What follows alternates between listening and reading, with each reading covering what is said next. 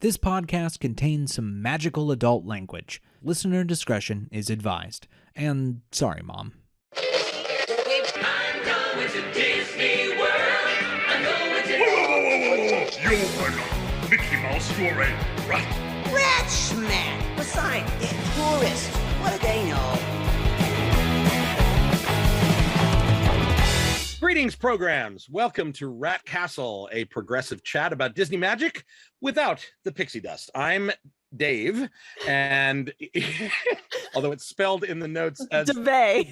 It's spelled in the notes as DeVay. Is it? Which I like. No, I'm DeVay. DeVay. That's very good. It's your drag name. Me, that's totally right.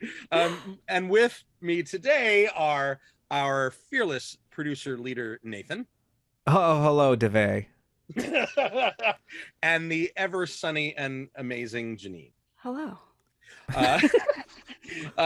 Unfortunately, Sarah and Victoria are away tonight, but we do have a very exciting guest joining us today, Mr. Isaac Eger, and he is going to, with Jeanine, talk about tonight some of the interesting shenanigans that have been going on down in the Sunshine State with the Reedy Creek Improvement District that we talked a little bit about last week. So Jeanine, why don't you kick things off and get that, let's dig into that. Yeah, sure. So we've all been following the story because it's the kind of interesting how it's the Disney story that went national.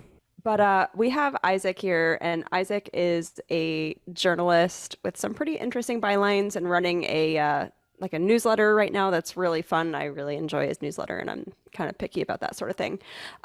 Isaac, you recently did a little bit of a dive into this. What you got? Well, I wrote a newsletter about the Disney versus DeSantis battle and how they both have a shared CIA history. Okay. Yeah, it's been interesting. I spent a lot of time on Rumble watching the basically QAnon vestiges investigate all this Disney stuff with child sex trafficking tunnels and Epstein and Ghislaine having visited the area, and it's pretty mind-numbing, wild stuff. Yeah. But there is a kernel of truth to it that the CIA did, in fact, help establish Florida in the 1960s. And also that Walt Disney himself was an FBI informant. So it's a pretty wild thing for him to have been connected and close friends with both J. Edgar Hoover, Bill Donovan, and Paul Helliwell. Who are they? We know who J. Edgar Hoover is. The other ones. Yes. Bill Donovan is considered the father of the CIA. He founded the OSS, and he would eventually help Walt Disney establish a sort of fiefdom that is all in the news right now about Disney's special, like, Vatican-like status in the middle of Florida. And Paul Helliwell, another attorney, he was the one who helped establish those phantom cities surrounding Disney to give it, ultimate authority, basically stripping it of any form of democracy, which Paul Helliwell did during his time with the CIA in places like Indochina and Cuba. He was the paymaster during the Bay of Pigs event. It's a pretty seedy character. And so I found that to be kind of interesting, but what I also thought was kind of hypocritical of these people who are criticizing Disney for its CIA connection was I made a case that Ron DeSantis is, at the bare minimum, a intelligence approved asset. Wow. Okay. Yeah. Wow. I'm curious what makes someone an approved asset. I know he's an ass, but I'm curious how he's an approved asset. No, I have no smoking gun here. I also don't believe that there are smoking guns left in the world. I think that they've left us just enough breadcrumbs to kind of ask, cui bono, like what's happening, why? And I just make a case kind of flippantly, but gun to my head, I do believe that he is somehow involved with our state our intelligence agencies in this country. First is that he is a Yaley. Now, Yale is Spook Central. You know, Yeah. a lot of directors straight from there. Skull and Bones. You know, Skull and Bones. I mentioned this in my my newsletter. You should Google Prescott Bush, which is George W. Bush's grandfather, Geronimo's skull, and masturbation ritual initiation, just to get how like bizarre the stuff is that happens there. But Yale has one of the major recruitment places for the CIA. He went on to Harvard Law, which is the second most recruited Ivy League school within the CIA. From there, he makes a direct leap to serving in Guantanamo as a prosecutor. Now, all this stuff is under wraps. You cannot get any info about what he did there. Same with his time in Fallujah as another JAG officer, basically giving legal cover to the Navy SEALs to do God knows what, but, you know, make it so that if you do, you know, massacre civilians, you have legal cover. From there, he has this meteoric rise to governor in the state of Florida.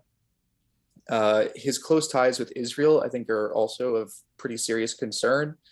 And so I think when you just add up all of these particular events in his life, if you were a betting man or woman, you would say, yeah, this guy is spooked up. But it's also just meant to be a sort of like a counter. I'm trying to offer people who are fighting against these people who believe that there are sex trafficking, pedophile, like demonic forces in Disney, to point being like, here's your guy too. You want to, here's a conspiracy for you. Like, pull on this one. Yeah, one. exactly. Like, you know, speak their language more or less, like something they would understand. Yeah. And it's weird to me how they're more interested in, I mean, tunnels. I mean, there are tunnels, but not for those purposes. They're more interested in that process than the fact that, like, we know for a fact that, you know, Disney has given money to DeSantis. And right. I mean, that's what's sad is that's called commonplace business. But at the same time, it's like, why that's not interesting or has an effect on the conspiracies, I don't know. It's they always seem to forget that money changes hands, and has changed hands between DeSantis and Disney for, I mean, several cycles now. Yeah, it's I think I do want to find out exactly what this dispute between DeSantis, the Republican Party, and Disney is exactly, considering, just last year when DeSantis proposed the Stop the Censorship of Floridians by Big Tech, a bill that was meant to, you know, like gin up the base about, you know, conservative censorship on Twitter and Facebook. There was a exemption carved out for Disney, and with some good reporting by Jason Garcia, he found that Disney, in fact, had a direct line to the DeSantis administration, and they were altering this amendment to carve out that exemption for Disney and Disney Plus in particular. So just a year ago, you know, they are in cahoots. They are working, you know, lockstep. So what happened just recently for them to be? I have my theory. I want to hear it. I love theories. It's not that exciting. It's that new leadership came into Disney. DeSantis is running into this don't say gay bill. They're trying to just lay low as a corporation, not really get into it. And this is a strategy that they've not really used in the past. They typically tend to be at the forefront and, you know, lobbying for more of the progressive stuff as you can, as one of the largest corporations in the world, at least superficially progressive, while still maintaining that relationship with them and not wanting to cross them so they can maintain that carve out. And it blew up in their face with the brand, and their brand was at risk, and their staff was walking out, and they had just moved their Imagineering team across the country to Florida, where now it's potentially hostile for a lot of their employees. And I think the tactic blew up in their face, so they had to do something, so they withdrew their support. It's almost like a mobster type betrayal where like Disney broke the contract. Mobsters have more dignity than Disney or DeSantis. That's true. Yeah, so Disney broke the contract by speaking out and not doing something when everyone else was, by not using their private communications that they previously had set up to express their concerns privately instead of and then waiting once it's too late and then weighing in. Why do you think that connection Chapek disappeared and Morale. because of Chapek's? Okay. And Morale, Okay. I think. Yeah, I mean, something I mentioned in the last podcast is I think it's blood in the water. I think that Right. Chapek and Morale showed a spot of weakness, and if there's one thing we know about Republicans is they will pounce on weakness when they can find it, and I think they saw an inroad to a culture war, and boy, I mean, they love a culture war. Everyone's looking at the right hand and not checking out what the left hand is doing. So Sheriff Grady Judd in Lakeland issued a press release after doing like a run-of-the-mill prostitution sting. right, That they arrested 100 people for human trafficking, including 4 Disney employees, 3 of whom were just like regular old guys hiring a prostitute. And then one was a guy who was texting what he thought was a minor, a 14-year-old. And so like, this is not human trafficking in there's a satanic cabal and it goes to the highest level. It's like 4 random employees out of 50,000 people. I mean, you could throw a stone in Florida and hit a Disney employee. It's not Exactly. hard. There's a Disney I thought you were employee. about to say pedophile. It depends on where you're at. Yeah. I mean, depends on, where you're at. Yeah. I mean, People that's are sort running of with that though. They're Well, of pointing course to they that are. headline, and so they're let me speak as the Polk County boy here, which is I freaking hate Grady Judd. Not because I think he is someone who doesn't necessarily do his job. I mean, he does. He's done it for several years, but he believes in this version of if I get out in front. I literally was just at Doctor Strange. We'll talk about Doctor Strange later. And there's an ad before the movie of Grady Judd saying, "Join the police force here in Polk County." And like he just always wants to be in the forefront and out in front. And He's so been like you have that this since I was in high school. 100%, and it has this mix of both of a state with really incredible transparency when it comes to sunshine laws, which is why everyone knows the Florida man, plus a sheriff who loves the spotlight.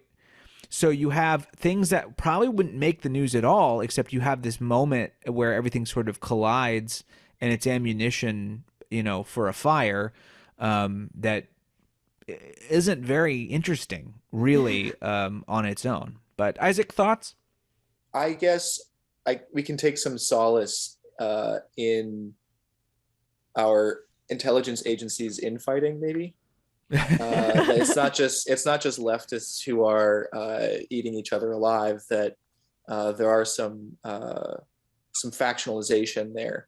One interesting thing about the culture war and how it's touching Florida in particular is Christopher Rufo, who's become sort of the intellectual godhead of the culture war, and DeSantis and Christina Pushaw had him in person come give announcements. He's targeted Disney personally. And now I know I'm going to sound like a broken record, and you're going to ask me, is everything CIA? Because Christopher Rufo comes from the Manhattan Institute. Yes, the answer is yes. Christopher Rufo comes from the Manhattan Institute. The Manhattan Institute was founded by William Casey, who worked at Bill Donovan's law firm. I mean, it's all just like the lines you draw just make you go mad. And so, and because conspiracy theories come from the fact that much of our government and much of our corporations are incestuous. Like it's a very, I mean, any industry is very, very small. It's not the strings don't necessarily go from pushpin to pushpin because it's crazy. It's just because everybody seems to know everybody because it's a lot smaller community than you think it is. Mm-hmm. One question I have for you guys, and I don't know if you knew about Walt Disney's informant CIA past, but does that change? Does it make it hard to love Disney? Does it make it more difficult?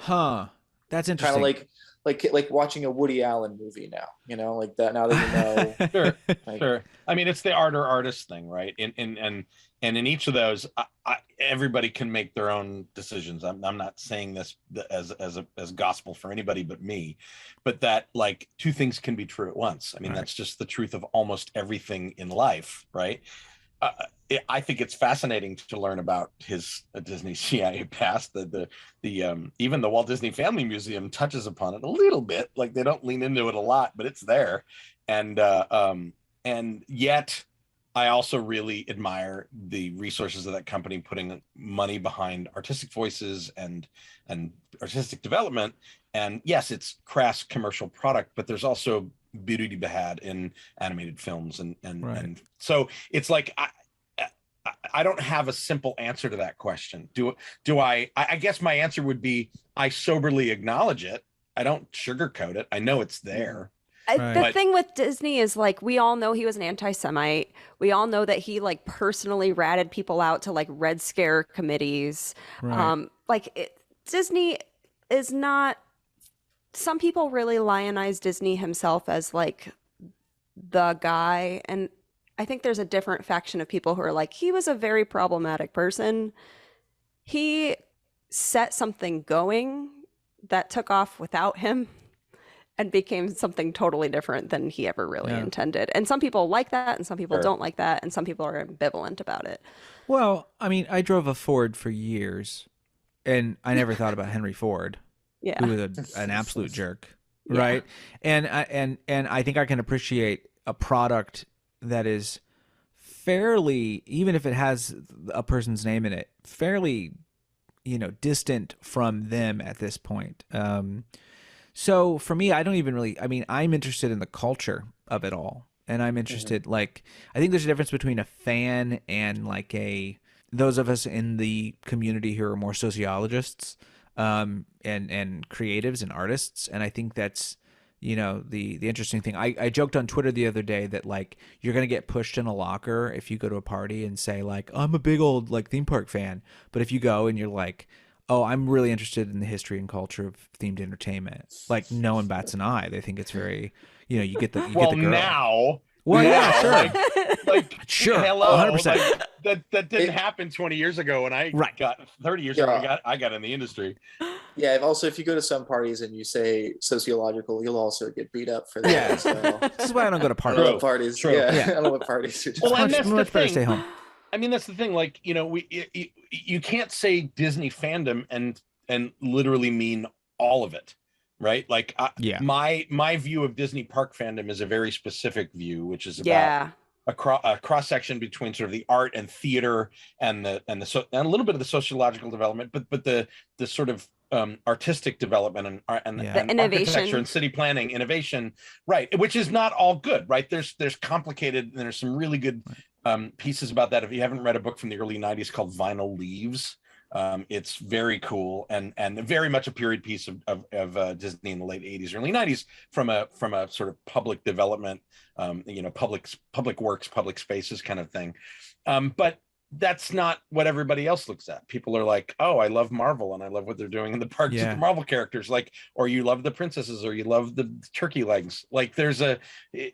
There's many different categories of that fandom, and I think that's one of the things that makes it so interesting to me is that you can have good and bad together. And the tribalism of hashtag Diz Twitter is often doesn't acknowledge that. Right. And it's either all or nothing. You have to like this thing or you don't. It's well, hang on a minute. Film criticism isn't about movies being good or bad. Film criticism is about what is this movie, how does this movie represent the art of cinema? And what does it mean in the pantheon of films? Yeah. Disney parks are not beyond that kind of criticism, and a lot of people reduce it to oh, it's just theme parks, and it's well, yes, movies are entertainment, but they're also cinema. Theme parks are entertainment, but they're also worthy of discussion at different levels. It's why I always say I would love there to be and there's some of the theme park fan sites that are like this. I used to say it that it would be nice to have the slate of theme park discussion, right? That slate is some bastion of incredible artistic journalism now, but you know what I mean? Sure. It's an editorial, a curated, multiple voice, multiple opinion kind of look. Right. Yeah, I mean, long story short, I think, Dave, what you're saying is we ain't basic bitches around here. You know, like, Thank you thank you for reducing my babble there to something a little more coherent. no, Wait, no, it's Nathan, good. I saw you with and Katie with best day ever shirts and most expensive day ever shirts. Didn't the have other those. day. That never happened. Is that a Live Laugh Love poster? Nope, nope, definitely not. Oh, okay. Definitely not. All right. I think an interesting when people ask me about, kind of wrap this up or whatever, but when people ask me about, you know, my like, do you love Disney? Like, well, no, you know, you could say anything you want about Disney, and I'm not going to bat an eye. It doesn't bother me. There are people who will get very angry. It's their personality. Yeah. And for me, like, I fully recognize that Disney as a person and as a theme park structured area is pretty much just BioShock. If you've ever played BioShock, like, it's 100% a man like stole a bunch of land for cheap in the middle of Florida, and then he wanted to create a city where he would be the godhead. King. Yeah. King and godhead. Yeah. I mean, Didn't last very long for him, but yeah. no. No, and then cigarettes took its due. So, you know, there is a alternate universe. Again, as I said earlier, I just came from Doctor Strange. There is a multiverse where, you know, there is a Disneyville, and he reigned for years. You know, like, and not a good way. You know, I think there's many people, you know, that are progressive that would even say that Reedy Creek as an idea isn't always that hot of an idea. Like, it certainly, its history is very poor, and its origins. This is not the way to get rid of it, for sure. But it's funny. What do you it's mean, like getting mad and cobbling a law together without any research or understanding of risks and costs in 2 days? Well, that's just Ron DeSantis's MO right now. I mean, Yeah. every single bill is going to get so clogged up in the court. It's going to cost us. Yeah. They're happy to like have us pay for it. I think I saw something like law firms are charging $675 an hour to legislate stuff or to litigate stuff they know they can't win. Yeah. Right. But DeSantis doesn't have to foot it, and guess what? He's not sticking around Florida for long. He's No. got Yeah. God, loftier no. None of ambitions. this has anything to do with being the governor of Florida. No, that's up winning the primary. Yeah, no, he's just hoping some, you know, Job of the Hut over at Mar-a-Lago, you know, chokes on a donut and he can actually run for president. So that's his hope. Whether it happens or not, again, everything Trump touches dies. So I'm not, you know, holding hope that DeSantis. I mean, I don't want him to run anyway, but like, you know, he'll hold off till the next cycle if he has to. It'll be so funny though, watching Trump and DeSantis go at it. Oh, I'm 100%. You got to take this, you know, the wins where you can, and that would be delicious. Yeah, yeah.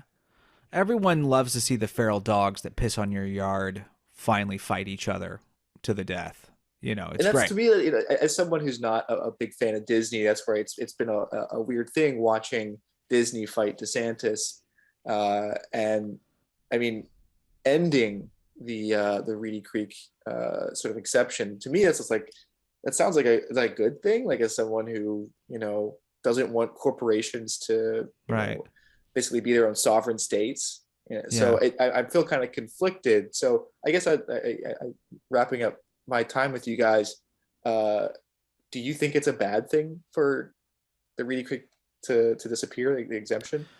You know how after a while you let capitalism fester long enough that if you, you know, lance off the boil, it's going to take the whole arm. I just think this is an area where there's a delicate process that we could go through to slowly rein back control. This ain't it, you know. And it is such just the emergency services alone in the area are like, we can't cover that. Like we can't provide emergency services to Disney.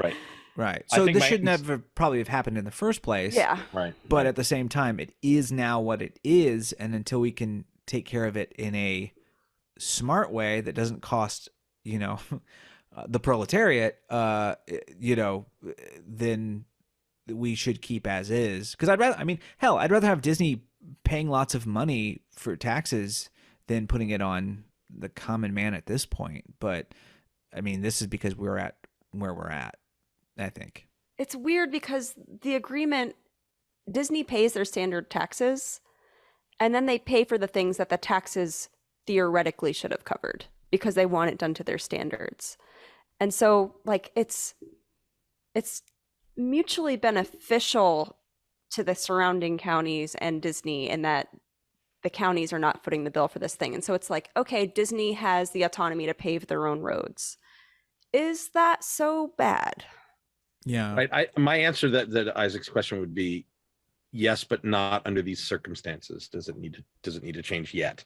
Like to your point, Nathan, it's ripping the Band-Aid off now is not a good idea. And I brought this up in last week's too, that in addition to it's not just about the autonomy there is also a scale and unprecedented scale and scope of what that property represents from a public works, civic engineering, safety in the workplace, safety for consumers. There's things that have been developed there that only happened because of RCID. Like I'm not saying it's perfect. I'm saying that there is stuff that happened there that has rippled out into the world as standards bearing, and that for better or worse. It's not that it's all good.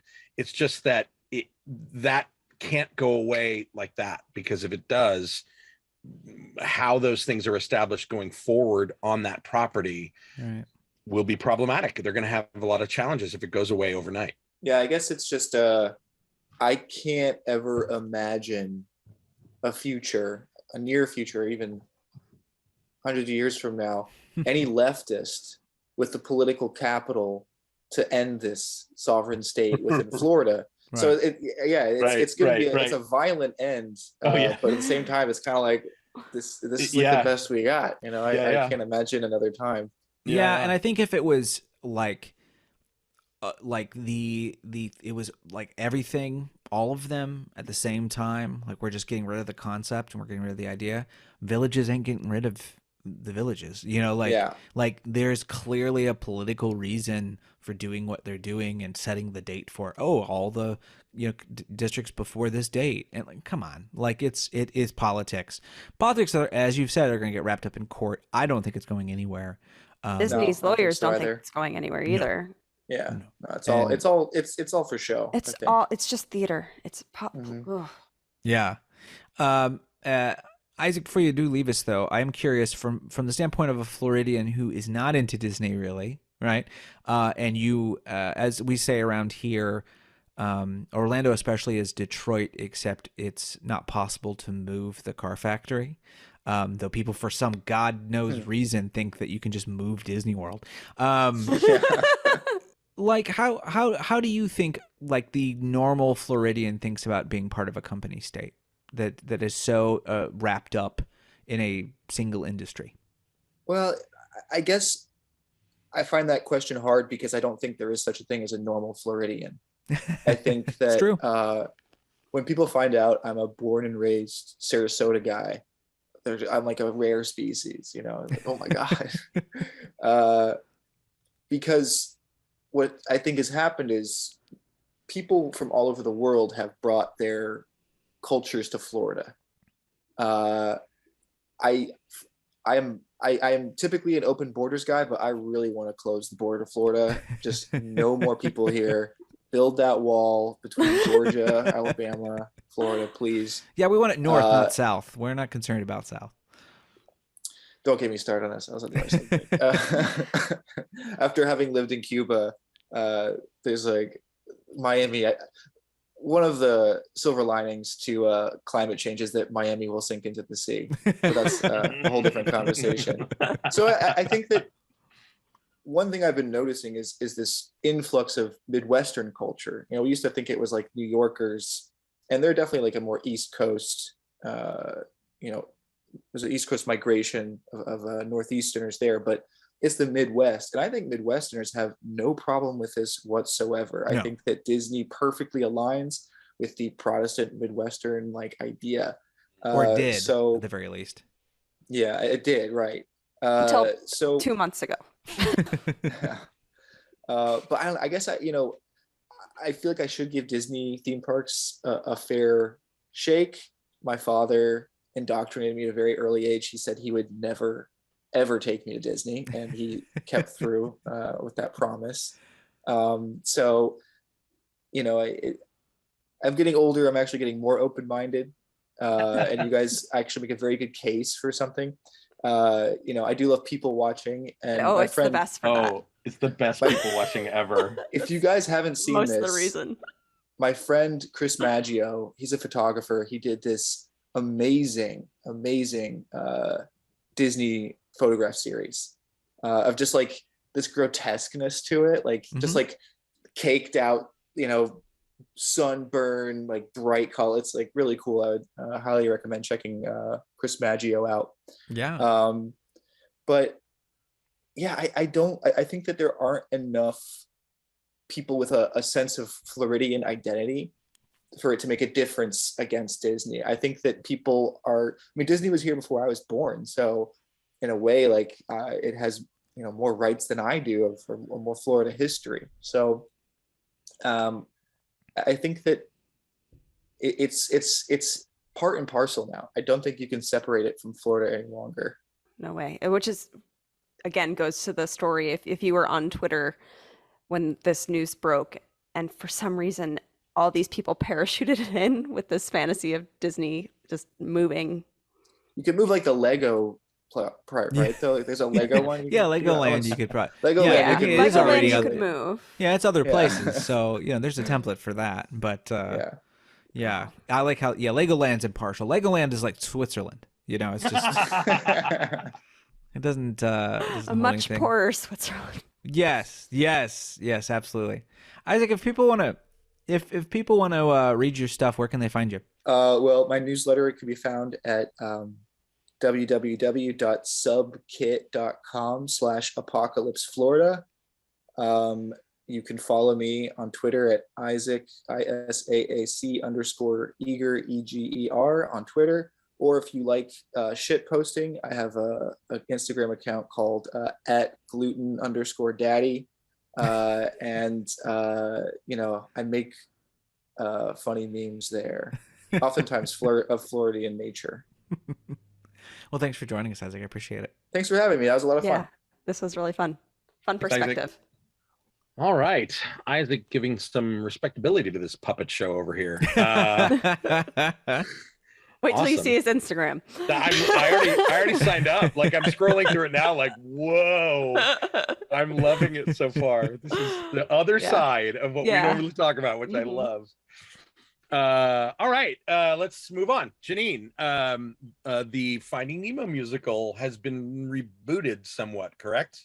Yeah. So, this is a show. I'm not a show person. First of all, what about you guys? Do you guys do the shows? Heathens. I'm not Oh a my show God, I'm a huge show person. Really? Okay. Yeah. So I love the Jeanine, Bird you're talking Show. to a man who literally made shows for theme parks. I think That's he's true. Like, yeah, who are you're you kind of a talking to show there? person.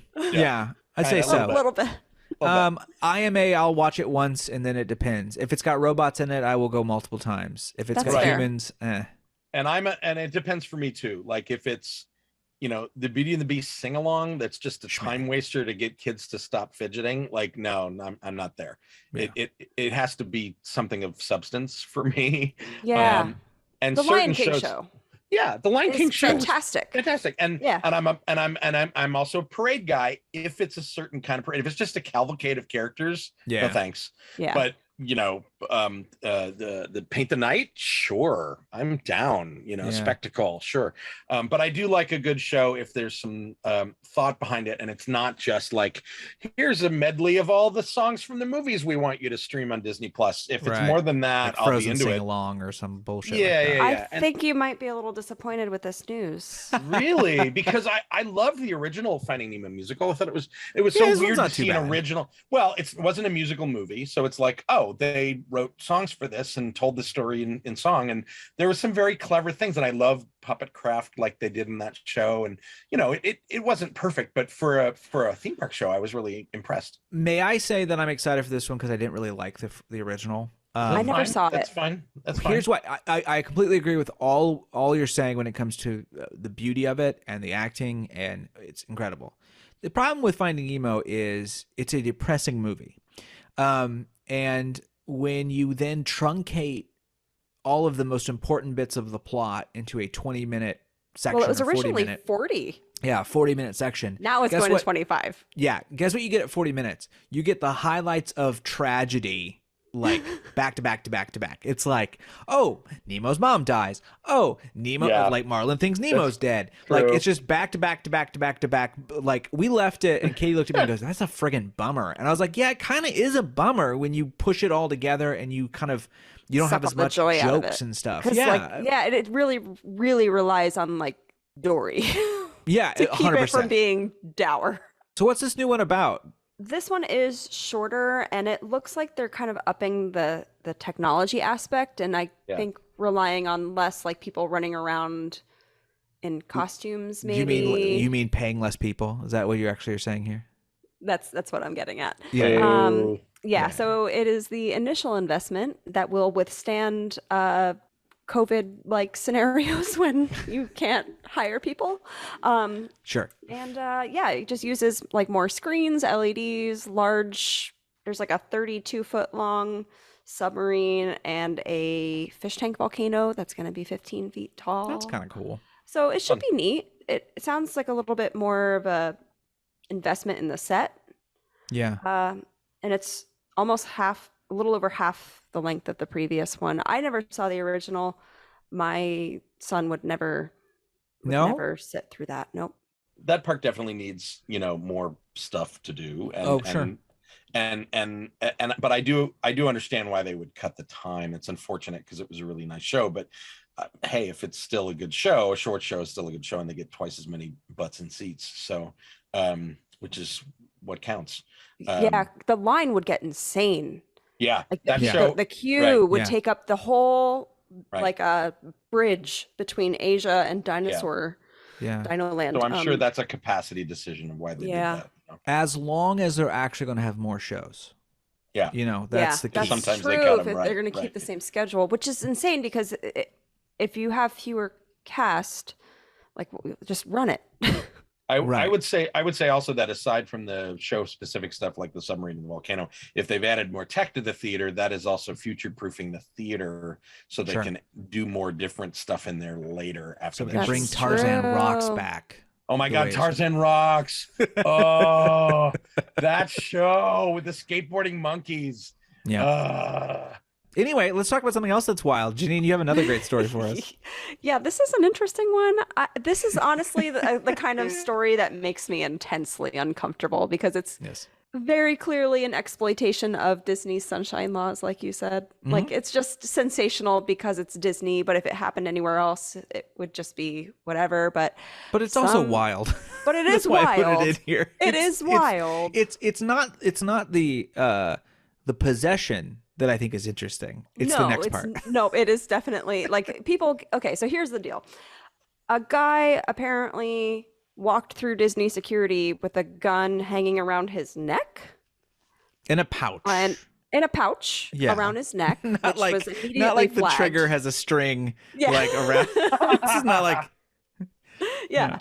So anyway, they pull him aside and they say, they're starting the process of like, hey, you've got like something that like our scanner picked up. And he proceeded to, I guess, freak out and pull a plastic baggie out of his pocket with some sort of chalky white substance, they called it, and just chucked the contents of this packet and maybe even the entire packet into Yes. his mouth. Don't do meth, kids. Don't So do meth. he was like, it's my sister's. I didn't know, I guess. I think the gun was supposed to be his sister's. She yeah, had a the sister, license. yeah, the gun, and then she had, because he's not allowed to carry a gun. No, he's a felon. felon. Yeah. They say ex-felon, but I'm pretty sure in Florida it's just you're once a felon, always a felon, unless he's one of the few who. No, I Yeah, think you're laws still here are pretty wild. you're still a felon if you pay all of your court costs and fines. You just can't Yeah, vote. we call until you that do indentured servitude to the state. basically. Yeah, very fun. Yeah, we're great here. So yeah, So this was apparently- at Magic Kingdom. This Like, was at literally- Magic Kingdom, like at I guess the Transportation and Ticket Center. Yeah, it would have to have been. TTC. Okay. So anyway, this guy just got arrested, taken to the emergency room, and they tested the substance, and the results were inconclusive. This is my favorite thing. It says, when reached for comment Thursday, Campbell, which is the person who did this, said again he was chewing bubble gum. That was Oh it. yeah, that was what when they were like, "What did you just put in your mouth?" He said it was bubble gum. He swallowed bubble gum, and there's chalky white substance all over the ground. Wow. That is of all the Florida Man stories, that is Yeah. kind of checking all the boxes of Florida. It really Man. does. It Disney, really does. guns, drugs. Yeah. I mean, It's a lot going on. Yeah. I mean, Just why do you missing- forget that you have meth in your pocket? That's what's so strange to me. Was he going to get high on meth at the Magic Kingdom? Was that his plan? I know people get high at Disneyland because, of course, it's legal there. Yeah, they do. Sure. Yeah. Yeah, they do. Yeah, I I'm mean, sure. that's not just a I wouldn't Disney know thing. anything about that. Yeah, I'm Yeah, sure me they would know neither. that. Certainly not. No, of course not. No, never. But Can't get any higher than the Matterhorn at Disneyland. Ooh.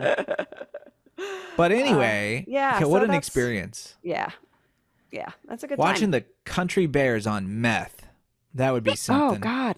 Yeah, I mean, what we were talking about with Isaac earlier, like the people watching at Disney Oh, It's true. is second to none. Like, can you imagine just being in the Yeah. crowd watching that go down with your kids God. and being like, "Look away, Jimmy.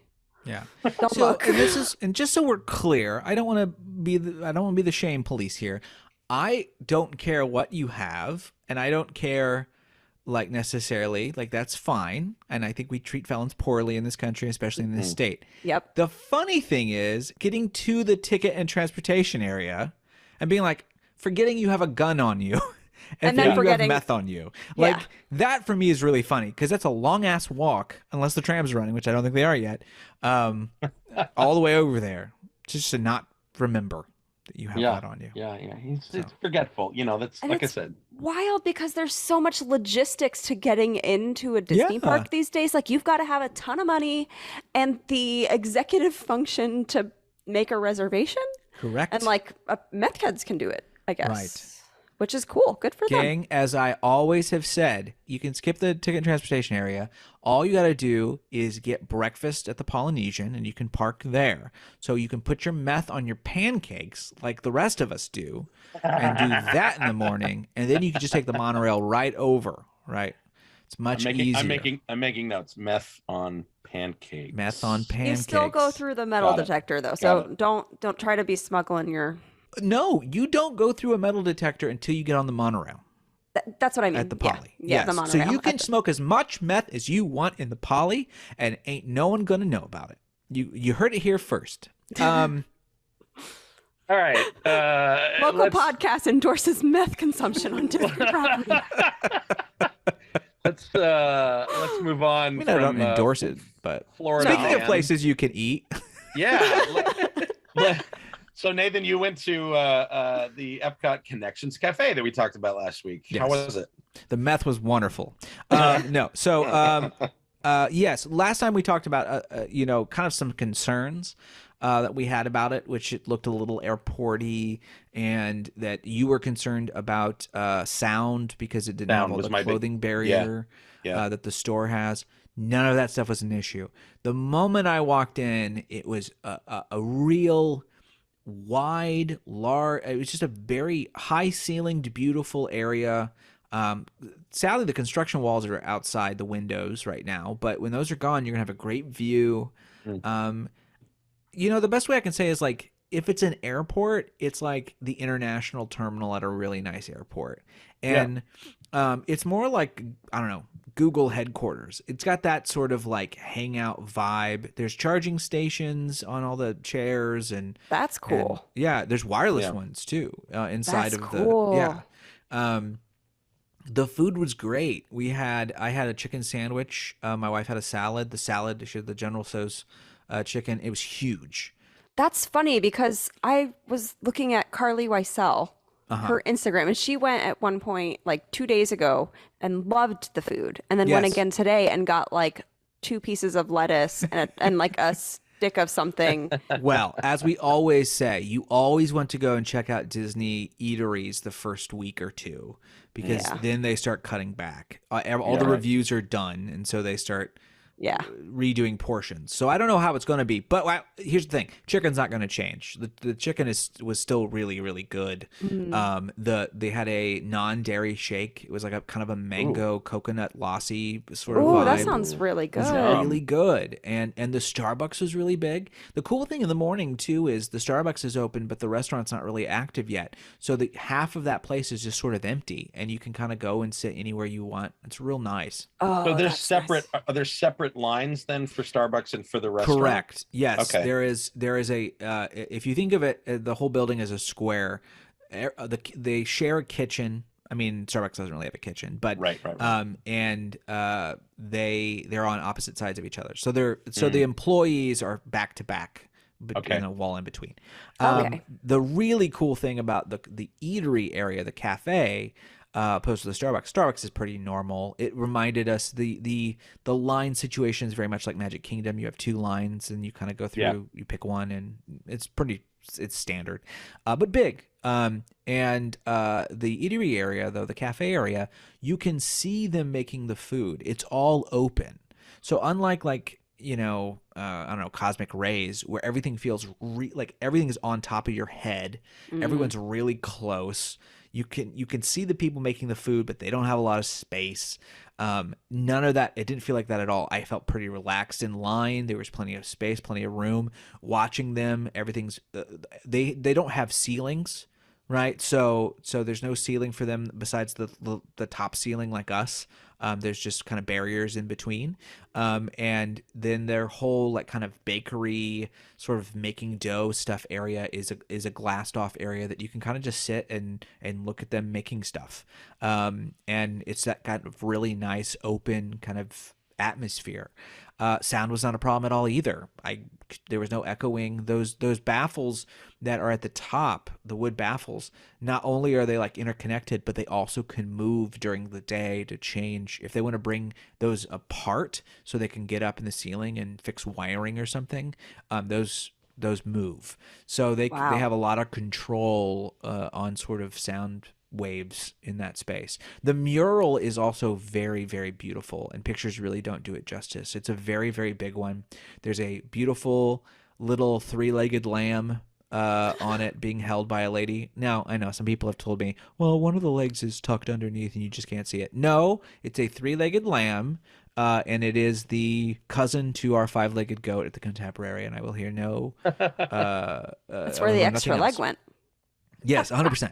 So it's really cool, and it was painted on canvas. So if that place ever gets demolished, they can roll that thing up and take it away, which is so nice because there's so many beautiful EPCOT murals that we've lost over the years. Horizons is the one I always think of, just because they're not very, they're painted on the wall or they're very brittle or something. So this is just, they can really change things out anytime they really want to.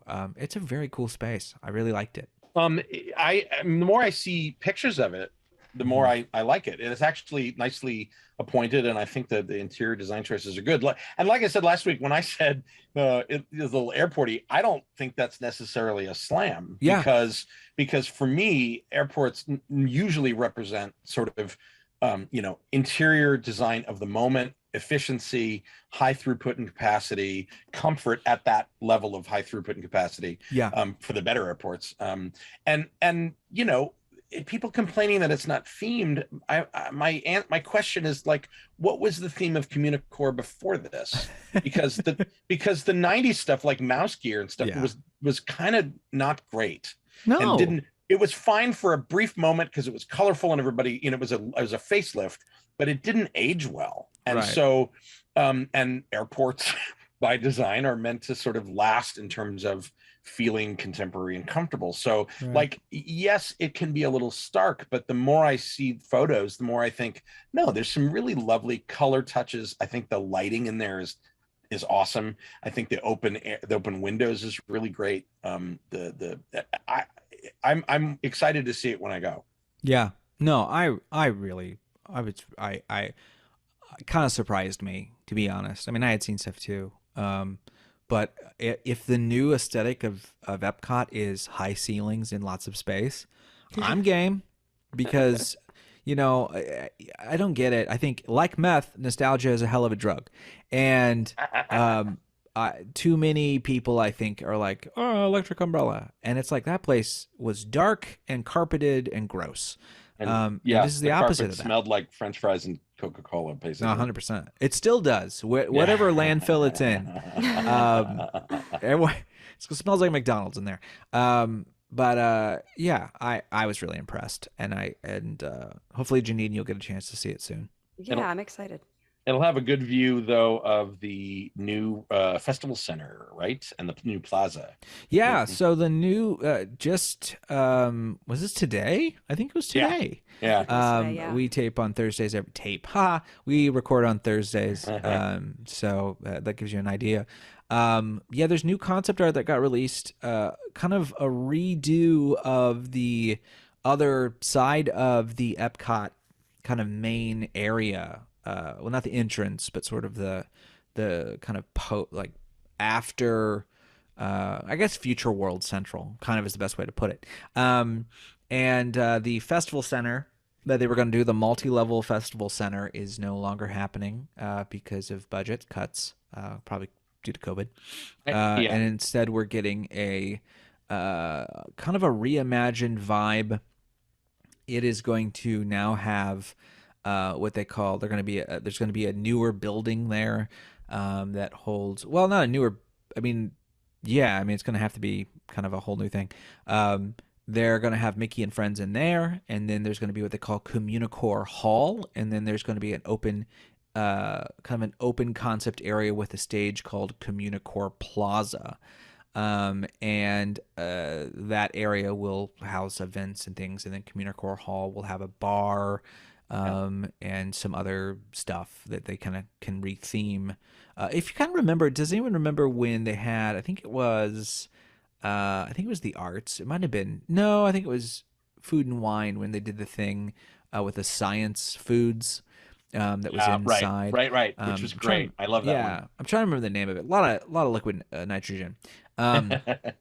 But anyway, molecular gastronomy, as they call it. Yes. And so I think this is sort of an area for that kind of stuff. Some people are thinking it's, I don't know. I think they're giving it kind of a bad idea. They're like, "Well, is there gonna be a prom there?" No, it's not like that. It's not at all. I think a flex space like that is actually really smart for a park like Epcot. Yes, 100%. Given that they do so many great festivals all year round, and they're all sort of blending into the one big festival year round. Yes, 100%. And Odyssey is not big enough to keep all of the things that they want to do programmatically. That flex space is probably going to be broken up into smaller spaces when need be. They can do temporary branded attractions and things in there, and little shows and exhibits. And so I think it's a plus. In every modern park design that I've worked on in the last 20 years, there's always some sort of need for a flex space that isn't just a theater. And so I actually think it's smart. And then some of the criticism has been, it's ruining the symmetry. And I'm like, you only know of that symmetry because of the aerial shots. When you're in it, there's plenty of lovely master plans at parks and places around the world that are completely asymmetrical. So that if you're going to die on that hill, go right ahead. But not to mention, if you actually look at the overhead look, it looks great. And it looks lovely. Yeah, Journey of Water was always going to cut in to that sort of vibe. So you're getting 3/4 of it, of what we had before. So I don't know what the complaint is. I think people are upset that Fountain of Nations got kicked, and then they're basically adding more fountains and kind of like a little area there. I think people are just a little bitter. I get it, but I think did anybody stand around and watch that show anymore? When Rocketeer played, I did. But sure, me too. But we all had our favorites. But I think the thing for me is this gives another stage, and this allows the Jaminators to have a place if they need to do stuff, and it allows more flexible stuff to go on, and maybe Future World won't be so freaking dead. At 5:36 because there's stuff to actually still do there. Right. They've currently, they suck everybody up into the American Pavilion, and that's fine for shows and stuff. it's not a problem, but at the same time is, they're closing Journey to the Imagination, at 4:30. Yeah. Because there's nobody over there some days. Yeah. It'll use the space in Future World a lot better. And with Connections Cafe having these big, huge windows and hopefully maybe outdoor seating. Did you see any of that evidence of outdoor seating in front of Connections? Maybe because the construction walls are up, maybe later. Well, I think it'll be on the other side of the kind of pathway. So the pathway is right, goes right by it. And right now the construction is up there. This will add a lot of green space that people can walk right over and sit underneath a tree. And I think that's 100% necessary. I'm most looking forward to that. Yes. And I think it looks great. I have no issue with any of this. That we get our lighted floors back. I'm so excited. Yay! When I saw that, I was just like, lights in the ground, lights in the ground. Like, there's video of me as a kid with the fiber optics in the ground, like running around and trying to catch them. And they were so simple then. And it sparked, like, my son got me a fiber optic rose for Mother's Day. Like, I am obsessed with fiber optics. I love fiber optic anything. I have a $700 fiber optic Christmas tree. Obsessed. I love you. I love you so much right now. If there was no lighting in the ground, and there's like video of my son doing the same thing with like the newer, like, computer driven patterns and stuff like that. And and with new technology, technology, that is a need for me. Yeah, I have to have that. That's my one deal breaker. And with new lighting technology, I'm sure they're going to do something really cool. It has to be cool. Like, it needs to be, screw everything else. I want to see the lights in the ground. One of the other criticisms I saw were people, bemoaning the fact that, it was such a great multi-level structure in the middle. And I'm just going to be Mr. Buzzkill, Mr. Fun Sponge here for a minute and say that, they said, it's going to have this rooftop garden and be viewing for like the lagoon shows and things. Not for you. No, right. Not for you. Like, anybody who thinks that was a public space. Yeah. They don't know Disney. That's for completely Beyonce. High. Like that there was no way that would work without upcharge or at the very least reservation and be impossible to get into. If it was truly going to be a public space, it would need to be a third to half the size of the entire waterfront. Like, it would have to stretch 100%. Really huge. Everyone will go there first. Yeah. Right. And so, it to me, it doesn't seem like that was, cut for budget. It was cut because it most likely, we can't make a profit on this footprint fast enough. So value engineer to have the same purpose and programming elsewhere without the amenity, which is on ground level. Like, I love the idea of multi-level things too, but I've been to so many expos, World Expos, where there's beautiful futuristic structures with rooftop gardens and rooftop cafes. Every single one of them was either pay to play because you had to get a reservation and eat there, or it was some sort of VIP thing. Like, it's just not capable to do it at the scale and capacity that Not to EPCOT mention, has. if there's trees and bushes and foliage, like, how are you viewing things from that? Like, these will either obscure your view or obscure your ability to be on the thing. I laughed at that original rendering when I first saw it. I'm like, there is no way that's happening. Well, and these are the same people that bitch about sight lines all the time, and they're mad about the Guardians box, and I get it, but I'm like, why do you want a multi-level, like the rich are already oppressing me. Why do I need them up high watching fireworks? My only thought was shade. That'll make some very nice shade. Yeah, that's true. That's true. The other reason it was interesting is WDI didn't design it. It was a high-end architecture firm, Diller, Scofidio, and Renfro, I think is the name of them, and they did it for WDI, which, by the way, WDI does all the time. Don't think that every piece of design at a Disney park happens within the sacred halls of Imagineering. It doesn't work that way, and so they don't make their own robots anymore. People, that's not how any of this works. And those guys were, I think, one of the design companies that did the High Line in New York. Oh, okay, I love that.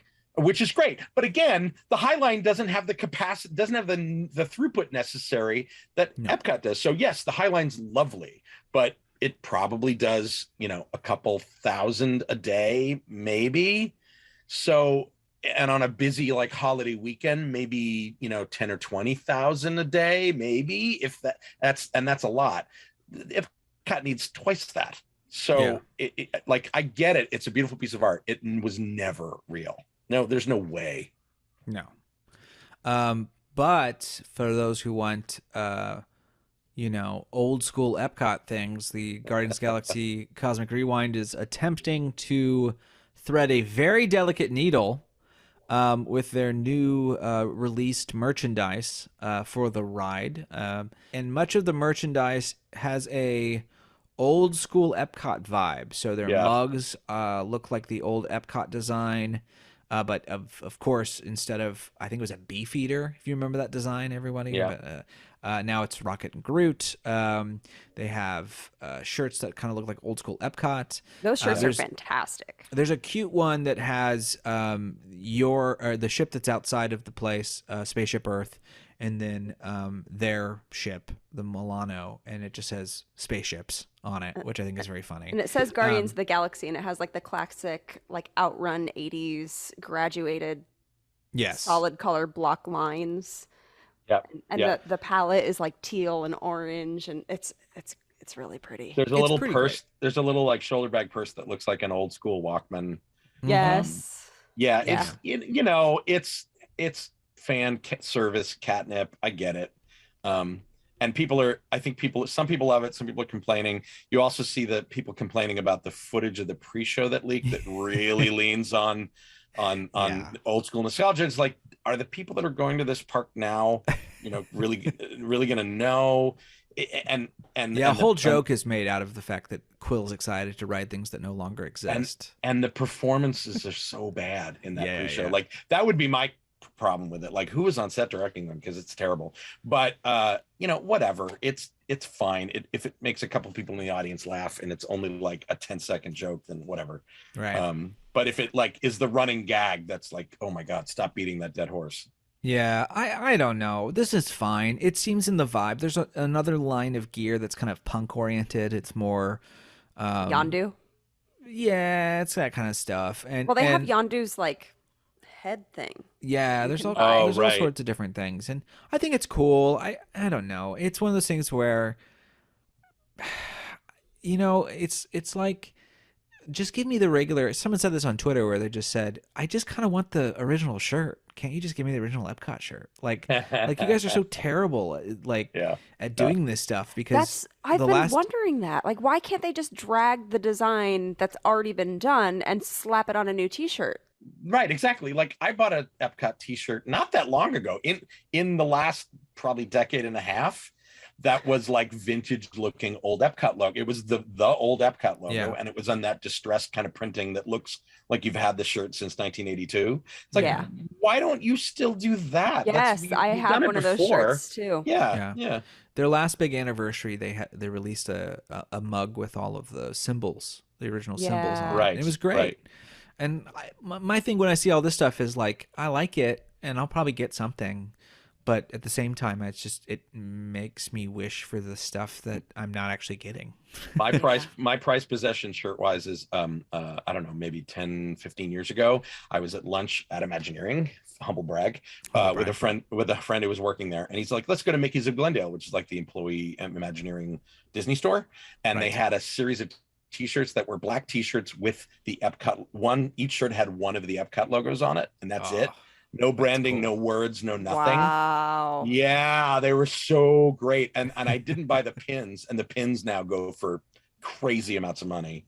Wow. But yeah, those will pop up. I'll probably sell the set on eBay before I die sometime. So smart move. Smart move. Cash out. Let's see here. Let's move on to Hollywood Studios, shall we? Yeah. So we got some new fun stuff announced there that first of all, the Magic Band Plus, if people don't know this is happening, they released this rechargeable Magic Band now that lights up, that the rollout of it is gonna do things that you used to be able to do for free, like make statues talk to you, like the old talking trash cans and things. No slam against, I know quite a number of people who worked on these kind of projects for the park, so I get it. Like, it's about taking the park interactivity up a notch and using the Magic Bands abilities to do so. Yeah, and still sell magic bands.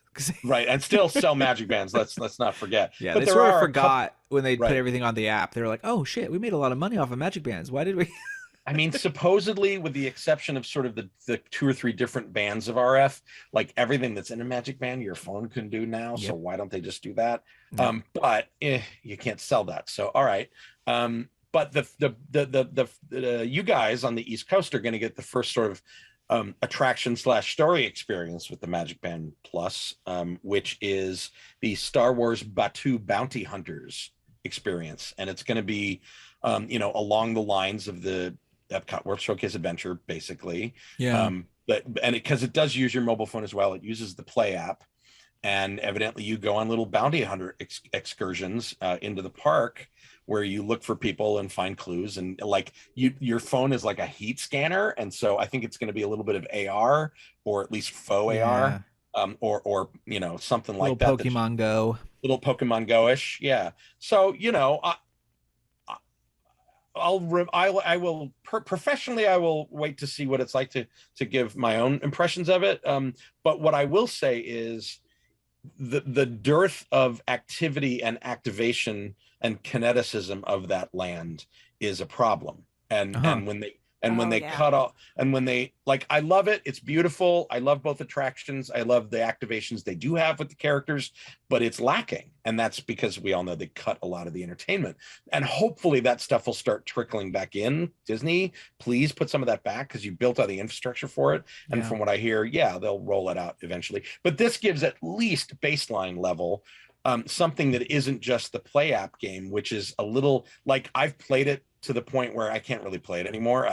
It's basically grind. It's like RPG grinding. Don't you like scanning QR codes on a crate? Isn't that fun? No thanks. I'm done. I have literally maxed out all 3 bars of both Rebel or Empire or Scoundrel. Like I've done all of it. I would love to see rankings on that, because I'm sure you're at the top of that list, and there's probably not many people. But my bigger problem with that game is that it's so much reading. First of all, it's way too much reading, and it's really RPG grinding, and there's no real end game to that. Like a lot of RPGs, like you just keep doing it and doing it. And I'm not that kind of gamer. So if this is quest based and there are some risk and rewards in the gameplay, then okay. And that reward might just be a cool little video clip, or bragging rights, or a shareable on social media. Okay, that's enough for me, more than what is there now with the data pad. Yeah, I mean, I'm always for the scavenger hunts at Epcot, because you're paying for something, you get a literal tangible something. Oh yeah. And I wish they would do that more for everything. They used to do that. I think they still have the Pirates one at Magic Kingdom, where you can go and you get a map and you can, that's free. So I don't want to begrudge any of these things that like offer experience. Right. I just if also you're gonna have the Magic Band anyway, okay. Right. But would I buy one just for this? Probably not. Yeah, me either, for sure. But this is something, let me ask you, Jeanine, someone with a kid, do you think your kid would want to do something like this? Would this interest him? I think that he would be interested in trying it. But it would really have to be good, because there's so much cool stuff to do at Disney that this has to beat. Right. Is he going to want to do that instead of going on a ride that he wants to do? Right. Did he play? You're AP. You're here anytime. And you could do that for a day. Other people are here, like from Iowa. They're not going to spend their time doing it. Did you ever play Sorcerers of the Magic Kingdom with him? No, we've never done that. I think we tried it one time and the tech didn't work for us. Yeah, that sounds about right.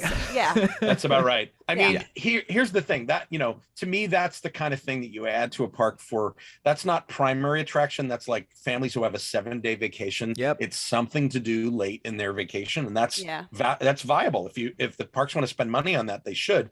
The problem was that one, the technology just aged out. It was all running on Windows XP machines. And they looked at, I think what I hear is they looked at the cost to replace it all and said screw it and just got rid of it. Well, not to mention it really busted up theming, because you could be Yeah, you know, there's a great little alcove on Main Street that I actually have I like to read there sometimes because, you know, AP. And it's a nice little spot and it's pretty quiet. Except for when Sorcerer's Magic Kingdom, because people coming by and then all of a sudden Iago is screaming on Main Street from a screen and it doesn't make any sense, you know. It's just weird. But it was a nice concept. I didn't have anything against it necessarily, but you couldn't really stand in one spot very long, or it could get real repetitive real fast. I mean, I think that the Kim Possible and then Agent P World Showcase Adventure was kind of the model for that. 100%. And that it was free, and that it was something to do with the family. It was not just your nose and a phone. It was stuff out in the world. So, I mean, that's my big problem with the data pad, is that the stuff you're doing has no impact on the world around you, other than maybe a couple of lights and sounds. Kim Possible would they had animations and stuff, and interactive figures, and right. You can still, by the way, if you go to the Japan Pavilion at EPCOT and you're off to if you're at the door for the Japan store, if you go to the right, where there's a little alcove where there's some seating and there's a Japanese wooden garden kind of birdhouse thing that used to hold. So I think it was something for Kim Possible. Maybe it was for Perry. But if you open it, it's still there. Oh, really? Yeah. That's amazing. It's just still there. I mean, my favorite of all of those that was an upcharge that I gladly paid for and really enjoyed was the Adventureland Trading Company one that was a playtest in Disneyland. Did you do the Haunted Mansion one as well? I did Ghost Post. Yeah, I got one of the very, lauded Ghost Post things, and it was brilliant and it was awesome and I loved it, and there's no way it would work at scale. That's what killed it. Just the cost and support for it at scale would have been ridiculous, but it was really cool. And the two or three things they added, 3 or 4 things that they added to the park for that were astounding. And it was like, oh, this is a platform for immersive theater and gameplay and agency, and I love it. But how do you scale this up to Disneyland throughput requirements? Not without charging $500 for it, and they weren't. They wanted to charge like 5,000 per day in a room. Or 5,000 per day, right? Exactly, right. And here we are. Like, I'm surprised that the Ghost Post stuff didn't roll out into Galactic Star Cruiser, for that matter. Like, why don't I get boxes of stuff that lead up to my trip that tell the baseline for the story before I get there? I think that's a huge missed opportunity. Yeah, for sure. So let's move on.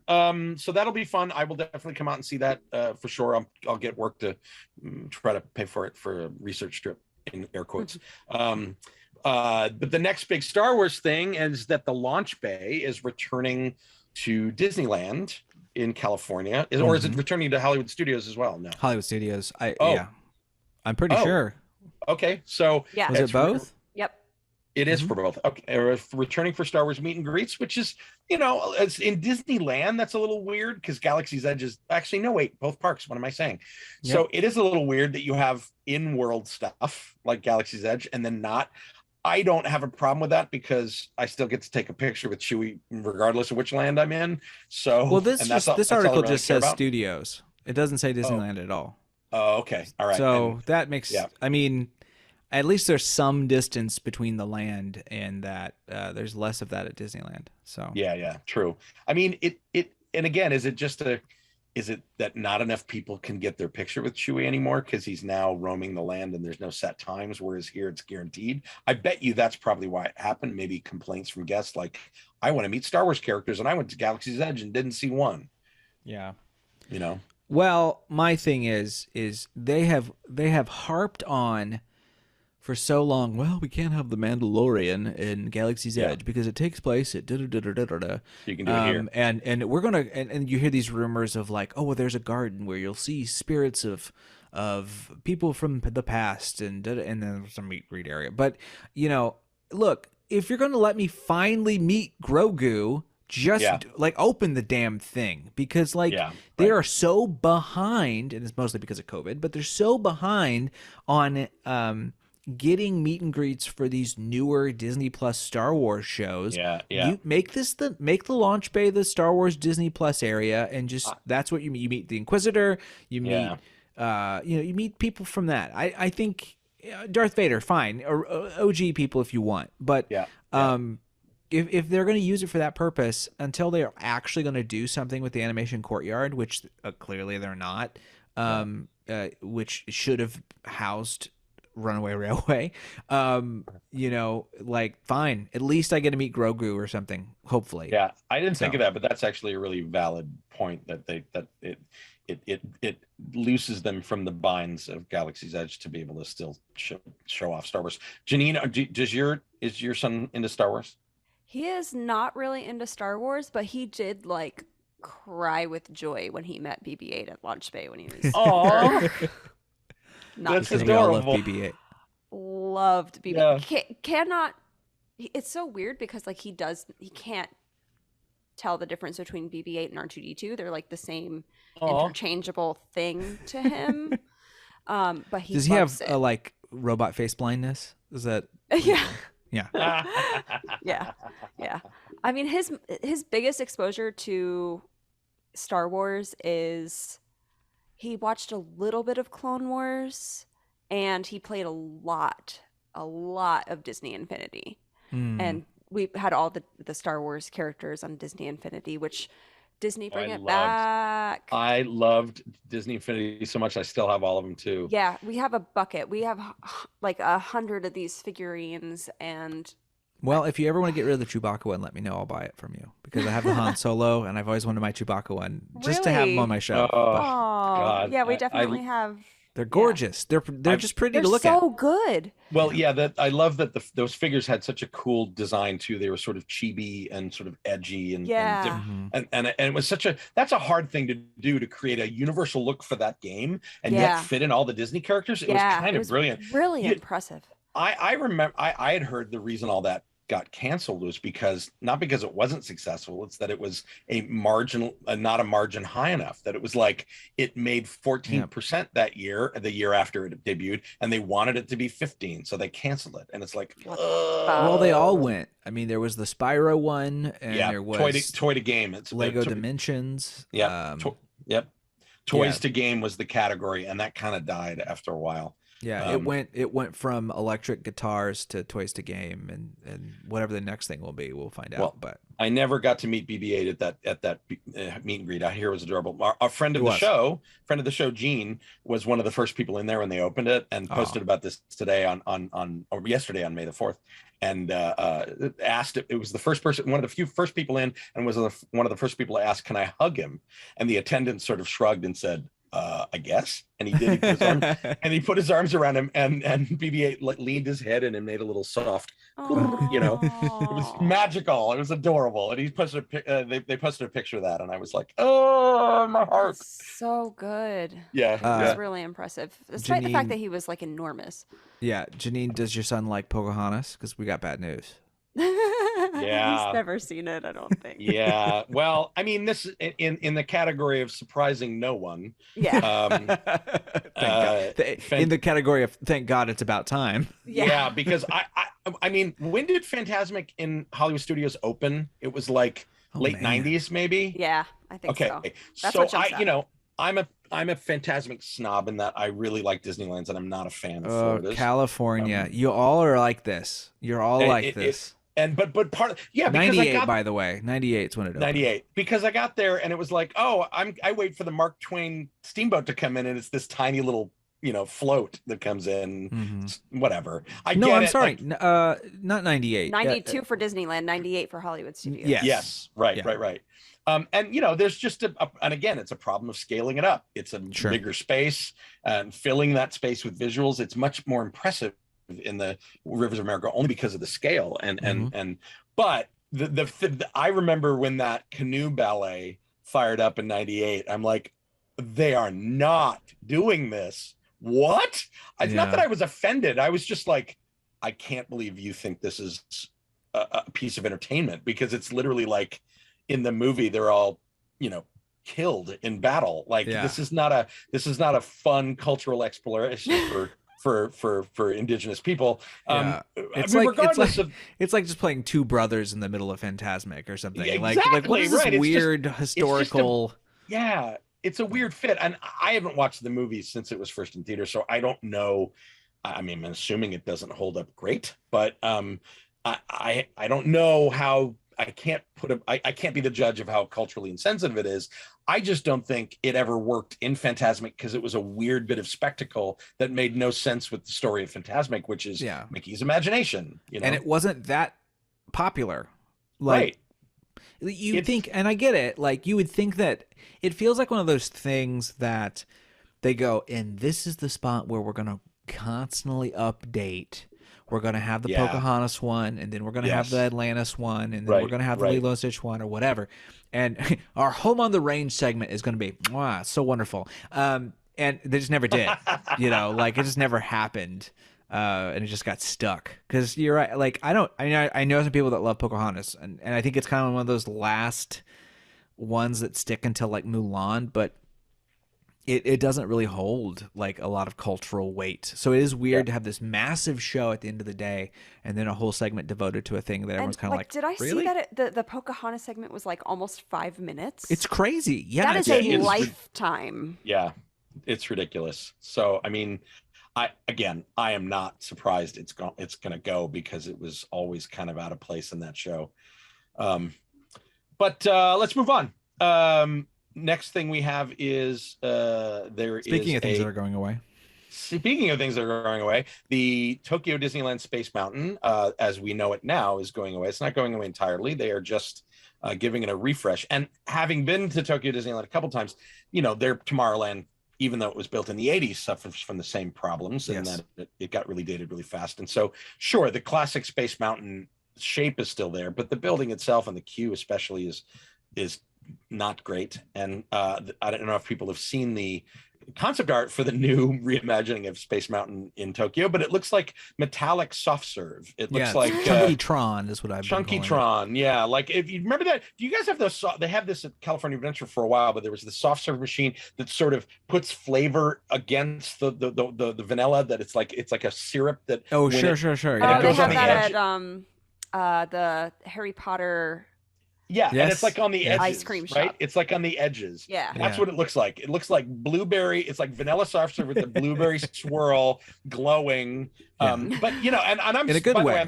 In a good way. I'm not. This is not a slam. I actually probably know people who helped design this because I know folks in the Tokyo portfolio. But it's like it's actually, you know what? It also takes a cue from. It takes a cue from the Tron building in Shanghai because it's got the big curved walkway that leads up to it, which I think is actually maybe the exit path for the ride. I think you enter at the bottom and exit near the top or something. I don't know, but I'm trying to decipher the art as I look at it. Right. But it's also got a ton of greenery. That whole Tomorrowland is beautiful.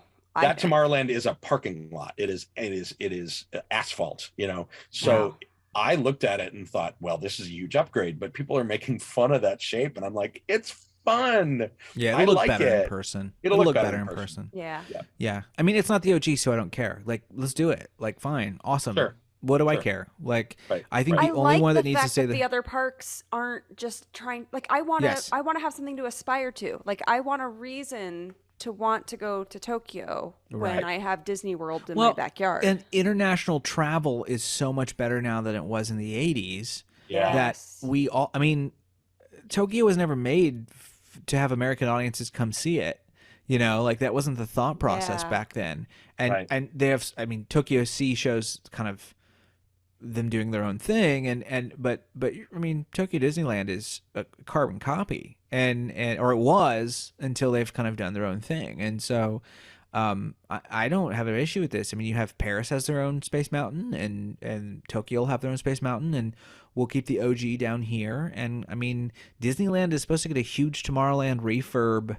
Because I don't know, don't be fair to Florida again. We just get paint down here, but Disneyland's getting their big old Tomorrowland. It needs it from what I've seen. It needs it really bad. Oh, and we had our paint debacle too with the '98 Tomorrowland, where that's true. Painted Space Mountain to look rusty and copper, and it's like, what are you doing?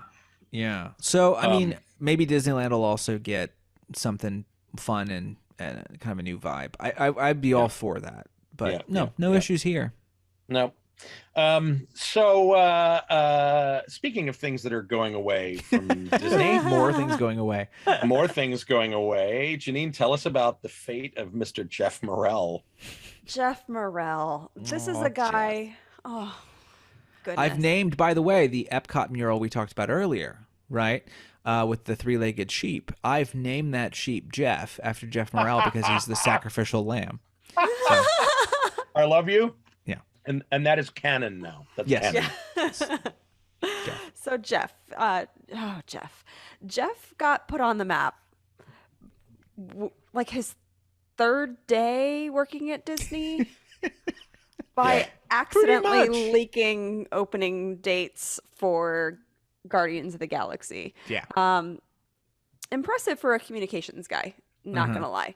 Honestly, I think Jeff might have been part of the architect that led Disney into the Don't Say Gay debacle the way that it. So it's not necessarily a sacrificial lamb if you are genuinely responsible. Well, sure, but he also is not Bob Chapek, who That's really true. Could have owes vetoed it. it. Yeah, no, someone needed to get fired, that's and we all true. knew it was going to be Jeff. Yeah, Chapek's not going anywhere for that. So yeah, Jeff, new on the scene, maybe even is taking orders from Chapek to try to thread this needle. And like, you're from BP, you've like done, all this political, nuanced crisis communication stuff. Like, take the reins, and he fucks it up. So yeah, he's gone. He had one He's job. gone. He had one job. He had one job. Don't Less than 4 ruin months. Disney, and Disney stock is the lowest it's been in like 5 years. I bought it. I have no money, but I was Guys, like, I'm getting in. Disney's going poor when Jeanine can buy its stock. Yeah. Yeah, anyway, he has left the company to pursue other opportunities after three It and a didn't- half. What did they say? It didn't work. It was not a good fit. It was Yeah, it was not a good fit, which Not a I good think fit. was like maybe not. Was that in an official communication, or was that just like something kind of sources say. sources say? I'm not sure. Yeah, he was not a good fit. He sucked at his job, so we found out that wasn't a very good fit for our company. Extraordinarily sucked at it. Like, the first thing you do is leak opening day, and then you Which, leave by the the way, company. People in media are already taking. There was one guy who I follow who's in media and did media previews for Guardians. He took the exact same photo as Jeff Morrell took, and then tweet quoted the exact same thing. Oh, I so the saw new that. trend is going to be to take the Jeff Morrell photo when you in the Guardians queue, which I think is great. Yeah, I'll be among them. Amazing. I'll be the last one there because I'm not getting there till June. But I mean, but to be honest, again, when you're publicity and the front face of an oil company, everybody most people assume you're going to be evil anyway. So it's like your baseline of performance is just like, Stem let's the bleeding. stem the bleeding, sugarcoat things, misdirect. But it's like Disney has you have a standard to hold up. yeah, and there's a brand that has like a following that's like, nobody's like, I'm a big BP fan. And my identity is wrapped up in my love for BP. Like, I nobody love two has things. that. I love British people and I love petroleum. And guess what? This company does both for me. Hot dog. You know what else I hate? The Gulf of Mexico. Yeah. Oh, it's perfect. In some other multiverse, maybe he was good at his job with Disney, but in this one he was not. Yeah, 2 points about that. One is he lasted 9 Scaramucci's, just so we're all clear. And point 2 is I mean, I'm pretty ignorant about who Eisner hired for stuff like Jeff Morrell's position. I'm not suggesting I have a grand idea. And the industry's kind of small when it comes to this kind of PR stuff. So I wouldn't be surprised if someone from a oil company has worked for Disney before. That said, it just is weird to hire someone whose big job was BP and working for the government, and not being the lobbyist, right? Because he was spokesman for George W. Bush as well, and it's like the guy just all he does is speak on crappy things that happen. So right. I don't know. Is this It's like a weird form of self-awareness for Bob Chapek that's who he hires? I mean, it's at least eye-opening for me, and it was when he hired him, because it's if you think the guy from BP is the right choice, and the weird. Bush administration. Yeah. Why are conservatives so mad? We had Bush administration people on board. Well, Jeff, God bless. We barely knew you, but now you're on to greener pastures. We've taken Jeff to the farm. You know what? To finish up, I just thought, because we're gonna have this podcast come out, after the weekend of Doctor Strange, I thought I got to see it this afternoon. I thought I'd just give my quick review, and maybe once you guys get an opportunity to see it, we'll have some more thoughts. But strike while the iron's hot, as it were. So, Doctor Strange is a movie directed by Sam Raimi, who is known for doing the original Spider-Man, Tobey Maguire films, as well as The Evil Dead. Classic director. And my main thing about going into this movie was, am I going to get kind of a Sam Raimi experience? And I did. So I was very happy. Good news. That's great. That I got that. I would not say that this is the most emotional, character-driven movie. I would not say that there are big lessons learned. Some of these Marvel movies tend to kind of get the puzzle pieces in order for future events. And other these take the time to sort of lay out character. Weirdly, it feels like Doctor Strange gets some emotional depth. I'm not saying he doesn't, but it's secondary to the other person we know who's in the movie, which is Wanda, Scarlet Witch. So she takes up the most of the emotional sort of baggage in this film, and making choices and internal stuff, which is interesting when the movie's called Doctor Strange and the Multiverse of Madness. That's just, to say the least. But it's entertaining. I had a good time. I'm going to see it again. There's some good, I won't spoil any spoiler stuff, but there's a lot of fun stuff that will have future repercussions, which is great. There's some twists that I didn't see coming, and there's some good jump scares. This is the first movie that I feel, there's been a couple jump scares before, but there are multiple jump scares. The review I saw on Twitter said, I saw a family take their kid out of the theater because he was getting scared, and that's the best review I can boyfriend just saw Doctor Strange, and he called me and he's like, do not let the 9-year-old see this. He's like, this is a horror movie. Yeah, it is. It is. At least for the third act, it gets pretty hardcore. And if you love old Raimi horror stuff, he kind of plays some of the hits a little bit. He said it was very Raimi horror. Yes. Yeah. Cool. That's cool. Yeah, it was fun. So I would say it's kind of a mid-tier Marvel movie. I would say, because it's not an origin movie, I like it a little bit more than the first Doctor Strange, which I loved. I really enjoyed it. But it does get kind of mired up. Anytime you have the multiverse, and you're not a Disney Plus show, you don't have a lot of time. And it's a Raimi movie, thank God, so it's 2 hours, and it's not like 3 or whatever the Batman was. So it knows what it is, and it sort of packs it all in, and it's fairly digestible.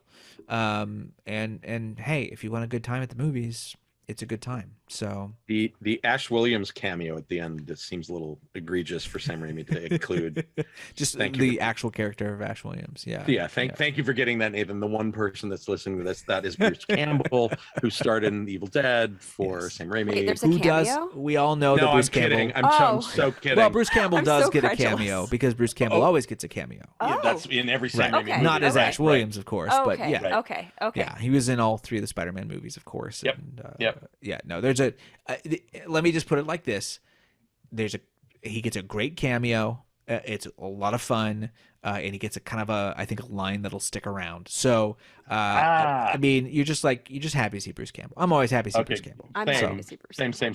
Yeah. So worth it. Awesome. Yeah. I'm going to see it Saturday, so Cool. we'll talk more after. Nice. All righty. I think that wraps us up for tonight. Rat Castle is produced by our gentle. Well, I'm going to say it again. Well, that wraps us up for this episode of Rat Castle, which is produced by the lovely Nathan Hartman. Please consider subscribing so you don't miss an episode. Tell all your friends, post to your socials, pimp us out. You can check out our website at ratcastlepodcast.podbean, podbean.com. If you have questions, comments, complaints, please send them to bit.ly/ratcastle. You can also tweet at us and ask questions. If you leave a review for us on iTunes, we will read that review here on the show. So we love you guys. Thank you for listening to our ridiculous banter here, and we will continue as long as you guys keep telling us to. So please, now it is time at the end of your ride to grab your belongings and exit to the left.